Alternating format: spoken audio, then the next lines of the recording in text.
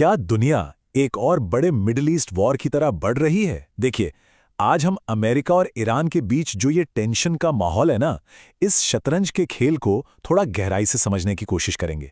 पर बात यह है कि ये खेल सिर्फ दो खिलाड़ियों का नहीं है। हम ये भी देखेंगे कि चीन और इजराइल जैसे जो बड़े प्लेयर्स हैं, वो पर्दे के पीछे से कैसे अपनी अपनी चालें चल रहे हैं। तो चलिए शुरू करते हैं। तो सबसे बड़ा सवाल, वो सवाल जो शायद इस वक्त सबके दिमाग में है, क्या अमेरिका सच में ईरान के साथ एक ग्राउंड वॉर, एक ज़मीनी जंग की तैयारी कर रहा है? क्योंकि देखिए, इस एक सवाल का जवाब ही पूरे रीजन का, पूरे क्षेत्र का भविष्य तय कर सकता है। तो सबसे पहले बात करते हैं अमेरिका की। देखिए, जो एनालिस्ट्स हैं ना, वो एक खास मिलिट्री स्ट्रैटेजी की बात कर रहे हैं जिसे बूट्स ऑन ग्राउंड कहा जा रहा है। पर इसका असली मतलब क्या है और ये आखिर होगा कैसे? तो सवाल ये उठता है कि इस संभावित हमले के पीछे है कौन? क्या कोई दबाव है? एनालिस्ट्स का मानना है कि नहीं, ऐसा बिल्कुल नहीं है। उनके मुताबिक अमेरिकी प्रेसिडेंट किसी के बहकावे में या किसी के दबाव में आकर फैसले नहीं ले रहे, बल्कि वो जो भी कर रहे हैं वो पूरी तरह से अपनी समझ और अपने भरोसे पर कर रहे हैं।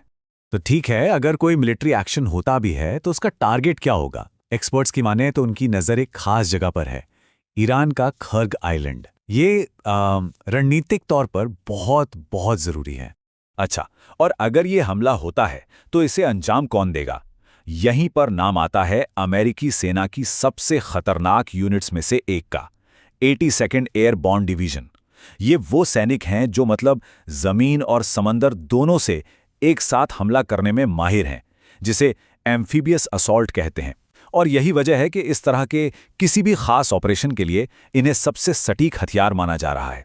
तो आखिर में इस पूरे ऑपरेशन का मकसद क्या है? देखिए, एनालिस्ट्स ने एक 3 स्टेप प्लान सामने रखा है। पहला कदम, स्पेशल फोर्सेस को समंदर और हवा के रास्ते भेजना। दूसरा, ईरान के जो सबसे ज़रूरी तेल टर्मिनल्स हैं उन पर कब्जा करना। और फिर आखिर में ईरान की इकोनॉमी की जो रीढ़ है, यानी तेल से होने वाली कमाई, उसे पूरी तरह से तोड़ देना। चलिए, अब बात करते हैं इस खेल के दूसरे बड़े खिलाड़ी की, चीन। एक ऐसा प्लेयर जिसका खेलने का तरीका, जिसका अंदाज बिल्कुल अलग है। चीन की स्ट्रैटेजी को आप जानते हैं, ये एक लाइन बिल्कुल सही तरीके से बताती है। चीन कभी भी सीधे सीधे मैदान में नहीं उतरता। उसकी चालें हमेशा बहुत गहरी, बहुत सोची समझी और काफी उलझी हुई होती हैं। तो फिर चीन से हम क्या उम्मीद कर सकते हैं? देखिए, डायरेक्ट मिलिट्री एक्शन वो तो भूल ही जाइए। बीजिंग अपनी ताकत का इस्तेमाल करेगा, लेकिन डिप्लोमेटिक और इकोनॉमिक दांवपेच से। तो उसके असली मकसद क्या हैं? सबसे पहला, किसी भी तरह के सीधे टकराव से बचना। दूसरा, ईरान को डिप्लोमेटिक सपोर्ट देना।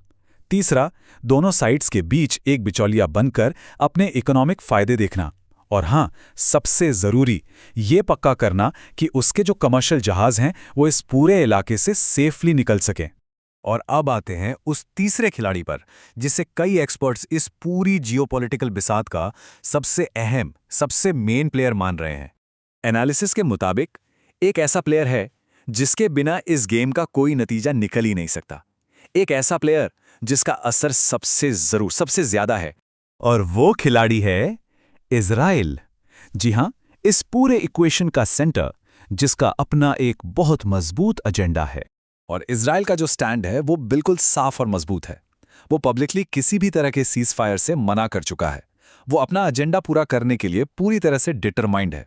और यही वो वजह है कि एक्सपर्ट्स मानते हैं कि जब तक इजराइल को किसी पॉलिटिकल सॉल्यूशन में शामिल नहीं किया जाता, या यूं कहें कि जब तक उसके मकसद पूरे नहीं होते, तब तक इस टेंशन का कोई परमानेंट हल निकलना लगभग नामुमकिन है।